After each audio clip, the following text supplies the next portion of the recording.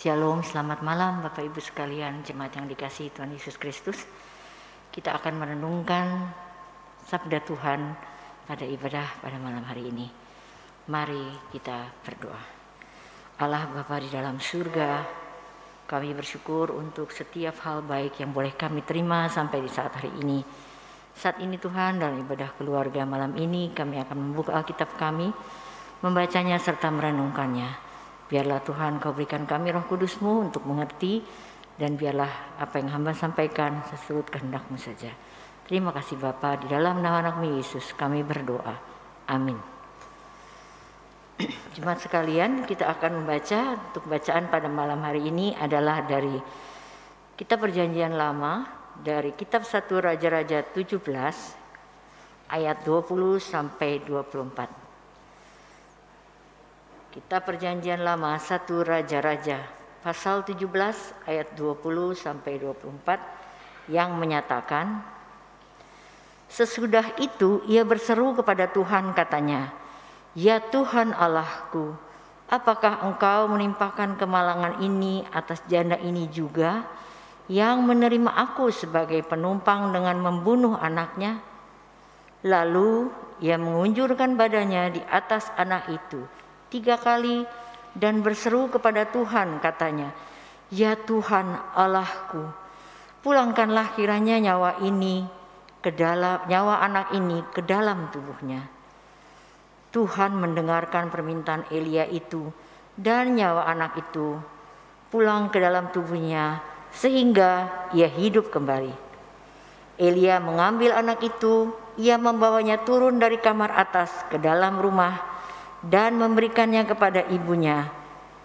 Kata Elia, "Ini anakmu, ia sudah hidup." Kemudian kata perempuan itu kepada Elia, "Sekarang aku tahu bahwa engkau abdi Allah, dan firman Tuhan yang kau ucapkan itu adalah benar." Demikianlah pembacaan Alkitab. Terpujilah Tuhan Yesus Kristus. Haleluya. Jemaat yang dikasihi Tuhan Yesus, kalau kita sejak Selasa membaca di dalam Sabda Bina Umat, baik pagi dan maupun malam, kita akan membaca bagian yang menjadi bagian Alkitab dari yang menjadi penutupnya pada malam hari ini, yaitu dari ayat 20 sampai 24. Kita belajar tentang kisah Nabi Elia yang bersama seorang janda dari Sarfat, dan apa yang sudah terjadi. Bapak Ibu sekalian, setelah sebelumnya Nabi Elia hidup di tepi sungai Kerit, sebelah timur sungai Yordan, disediakan makanan oleh Allah lewat burung puyuh, dan dia minum dari air sungai Kerit. Namun setelah masa paceklik ataupun masa kekeringan datang, Elia tidak dapat lagi mendapatkan makanan dan tidak lagi juga bisa mendapatkan minuman. Ada maksud Allah di dalam mempertemukan Elia dengan janda ini. Elia yang selama ini tinggal di tepi sungai Kerit melangkah menuju Sarfat, dan ia bertemu dengan janda itu. Alkitab tidak menyebutkan siapa nama janda itu. Ketika Elia tiba di pintu gerbang kota itu, ia melihat seorang perempuan yang sedang mengumpulkan kayu api. Elia meminta minum, diberikan. Namun saat Elia meminta roti, perempuan itu berkata bahwa apa yang ada padanya adalah yang terakhir yang ia miliki untuk dimakan, sebagai makanan terakhir bagi ia dan anaknya. Karena sesudah itu mereka tak punya lagi makanan dan mereka akan mati. Elia kemudian meminta perempuan itu untuk menyediakannya, dan perempuan itu memberikan kepadanya. Apa yang terjadi adalah Elia membebaskan perempuan itu dari kesulitan hidupnya dengan mujizat, yaitu tepung di dalam tempayan tidak akan habis-habis, dan minyak dalam buli-buli itu tidak pernah berkurang, walaupun mereka makan dan minum. Ini adalah bentuk kasih kepada sesama. Seorang perempuan yang tidak mengenal siapa Elia menjadi percaya ketika melihat bahwa mujizat yang diberikan yang terjadi dalam kehidupannya adalah benar dan bisa membuat ia bersama anaknya tetap hidup. Kemudian ia juga memberikan tumpangan bagi Elia di rumahnya. Ada pergumulan kedua yang terjadi, yaitu anak laki-laki dari perempuan itu sakit dan mati. Janda itu bingung dan dia menanyakan kepada Elia, apa maksud Elia datang kepadanya? Apakah maksudnya untuk memberitahukan kesalahannya dan membuat anak itu mati? Lalu Elia mengambil tindakan seperti bacaan kita pada malam hari ini, yaitu dia berdoa agar Allah membuat anak itu hidup kembali. Dan terjadilah seperti bacaan kita pada malam hari ini. Anak itu hidup kembali, dan dengan kejadian itu perempuan itu menyatakan imannya dan percaya pada Allah. Seperti yang tertera di ayat ke-24 tadi. Sekarang aku tahu bahwa engkau abdi Allah dan firman Tuhan yang kau ucapkan itu adalah benar. Bapak Ibu Saudara, Allah adalah pemelihara kehidupan kita. Saat dalam pergumulan pasti ada waktu yang tepat yang Tuhan nyatakan pertolongannya. Saat Elia minta minum dan makan pada janda itu, maka wajah Allah ada pada perempuan itu dengan memberikan makanan dan minum. Dan saat Elia membangkitkan anaknya yang sudah mati, perempuan itu dapat melihat wajah Allah di dalam diri Elia, sehingga ia yang belum percaya menjadi percaya. Pelayanan kasih pada Elia menjadi awal kebaikan hati, menjadi dasar dari kebaikan yang diterimanya saat anaknya mati.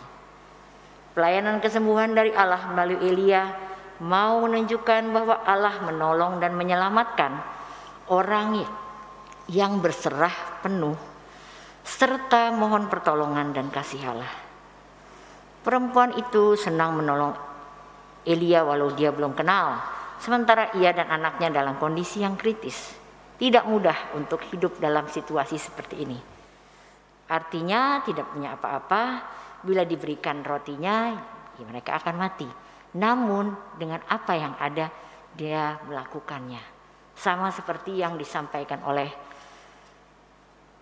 pada pelayanan firman pada hari Minggu yang lalu, di mana ada ilustrasi dari pendeta mengenai seorang anak di Papua yang memberikan makan atau membagikan rotinya kepada seorang yang meminta kepadanya.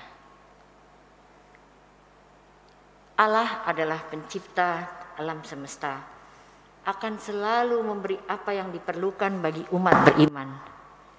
Sehingga di dalam perenungan malam ini, lewat pertemuan pertama dengan Elia, dia mendapatkan kelangsungan hidup. Bahkan saat ia merasa hidupnya sudah habis karena anaknya mati, pelayanan itu kembali terjadi, yaitu pelayanan kesembuhan, healing ministry. Bapak Ibu Saudara, Allah punya cara misterius untuk menolong umat yang percaya tepat pada waktunya.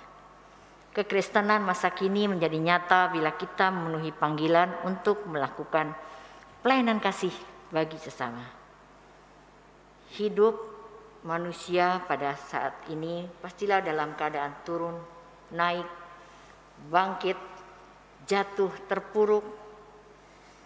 Tetapi di dalamnya gereja hadir dalam kehidupan umat untuk menolong dan menjamin bahwa Allah tidak pernah diam.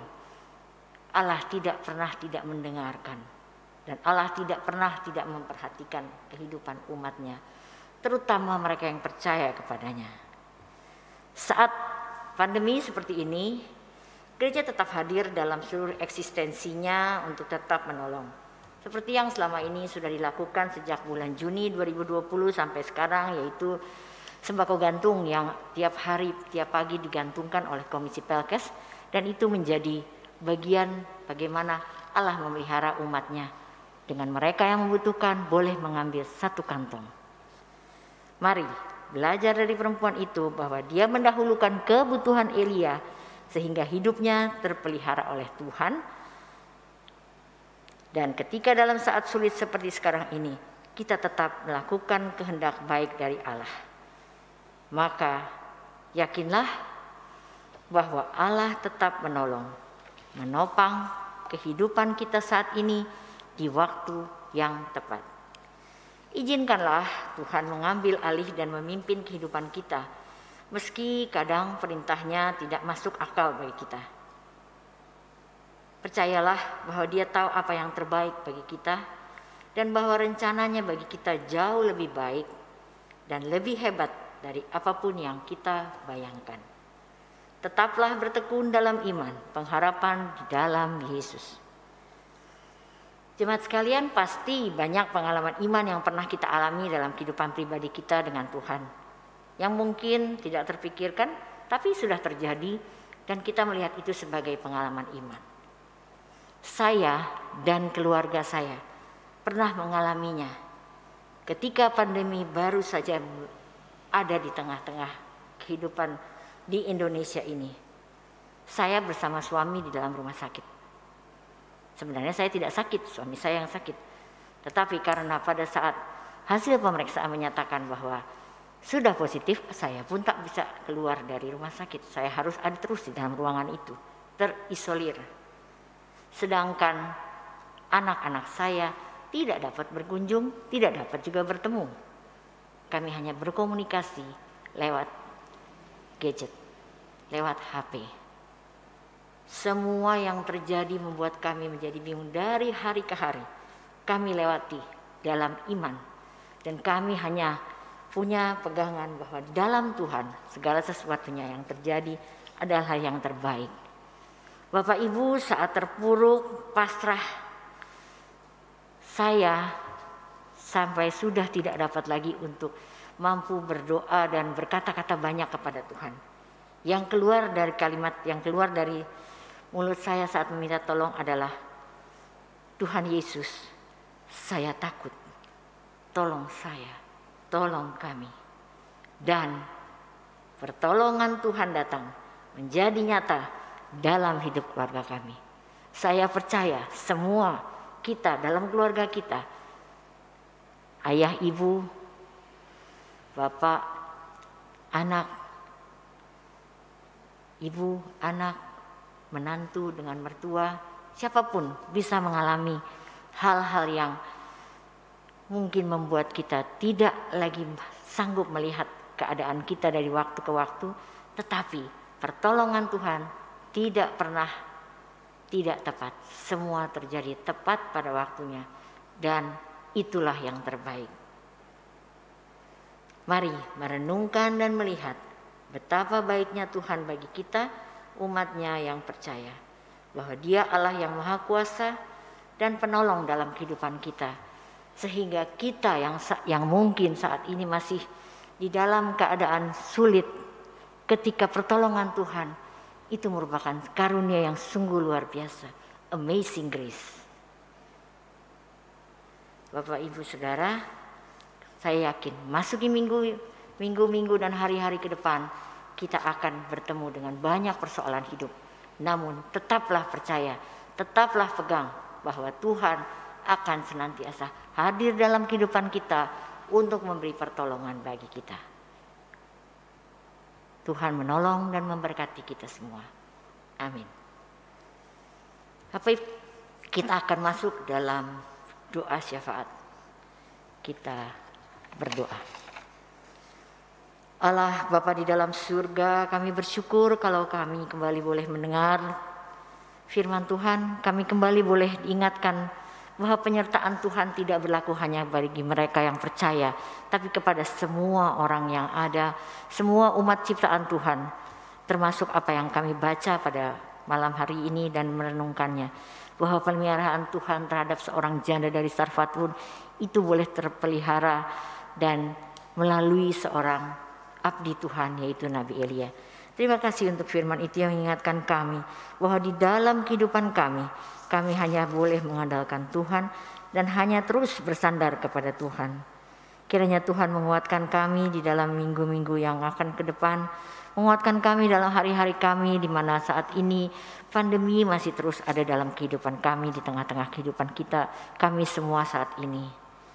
Bapa di surga, pada malam hari ini kami berdoa untuk pandemi COVID-19 yang belum berakhir.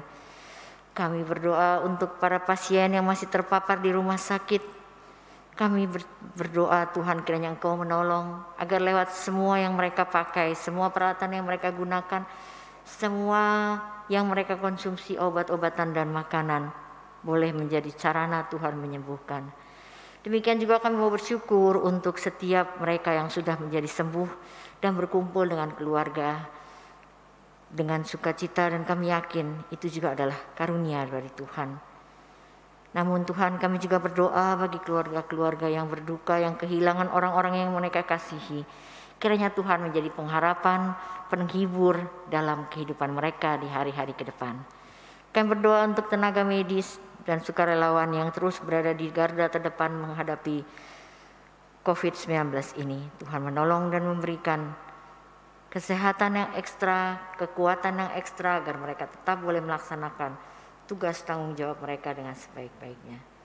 Demikian juga akan berdoa Tuhan untuk usaha pemerintah untuk mengatasi masalah kesehatan dengan memberikan vaksinasi secara massal yang masih terus berjalan sampai hari ini agar supaya berjalan dengan lancar, dan biarlah Tuhan juga memberkati para vaksinator agar mereka boleh melakukan tugas dan tanggung jawabnya di dalam vaksinasi massal ini dengan baik.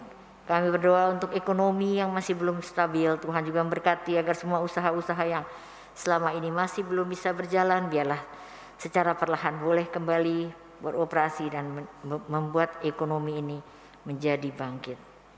Bapa dalam surga, kami saat ini mau berdoa Tuhan untuk GPW Ebenezer di dalam segala pelayanannya. Tuhan kiranya memberkati dalam seluruh keberadaan kami. Kami berdoa untuk rencana daripada kami untuk boleh mengadakan ibadah keluarga dengan Zoom ataupun juga ibadah minggu secara onsite. Kami yakin dan percaya Tuhan, ketika kami baru memikirkannya, kami baru merencanakannya, Tuhan Engkau ada di depan dan Engkau akan menyempurnakan segala rencana kami.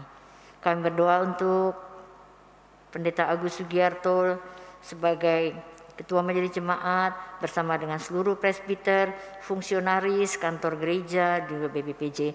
Tuhan memberkati agar supaya pelayanan kami boleh kami lakukan dengan sukacita dalam takut akan Tuhan. Kami berdoa Tuhan untuk jemaat-jemaat yang sakit, kiranya juga Tuhan datang kepada mereka.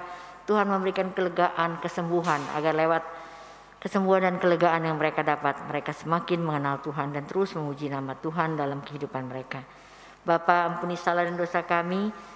Kami naikkan doa ini bukan dengan nama lain, tapi hanya dalam nama anak-Mu Yesus yang telah mengajar kami berdoa. Bapa kami yang di sorga, dikuduskanlah nama-Mu, datanglah kerajaan-Mu, jadilah kehendak-Mu di bumi seperti di sorga. Berikanlah kami pada hari ini makanan kami yang secukupnya, dan ampunilah kami akan kesalahan kami, seperti kami juga mengampuni orang yang bersalah kepada kami. Dan janganlah membawa kami ke dalam pencobaan, tetapi lepaskanlah kami daripada yang jahat. Karena Engkaulah yang mempunyai kerajaan dan kuasa dan kemuliaan sampai selama-lamanya. Amin.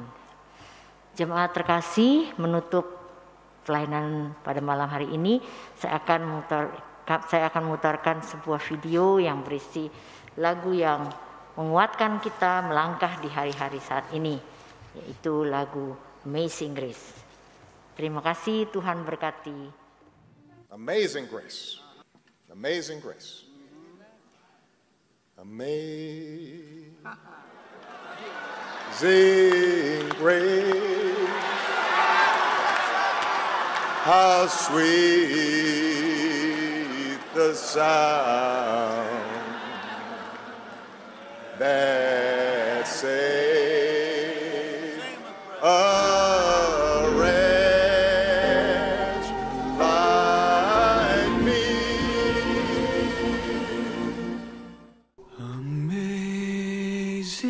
grace. How sweet the sound.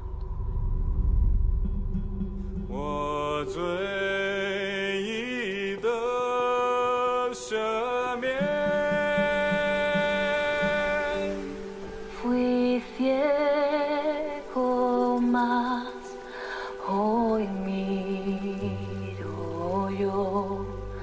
Per tu dorsal